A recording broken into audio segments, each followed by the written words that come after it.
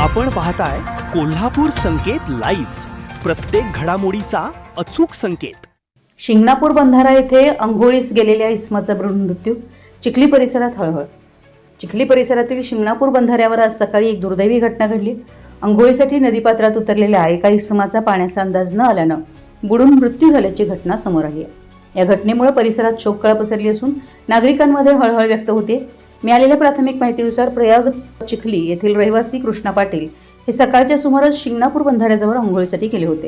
यावेळी पाण्याच्या खोल भागात गेल्यानं त्यांचा तोल गेला आणि ते पाण्यात बुडाले। उपस्थितांनी त्यांना वाचवण्याचा प्रयत्न केला, मात्र तोपर्यंत उशीर झाला होता। घटनेची माहिती मिळताच स्थानिक नागरिकांनी घटनास्थळी धाव घेतली।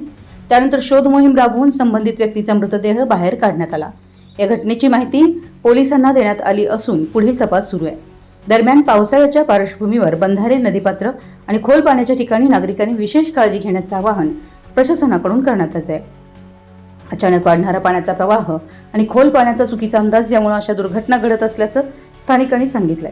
या दुर्दैवी घटनेमुळे प्रयाग व चिखली परिसरात शोककळा पसरली असून कृष्णा पाटील यांच्या निधनाबद्दल सर्व स्तरातून हळहळ व्यक्त केली जाते। संपूर्ण महाराष्ट्रातील वेगवान घडामोडी व बातम्यांसाठी कोल्हापूर संकेत लाईव्ह न्यूजला सबस्क्राईब करा आणि बेल आयकॉन प्रेस करा।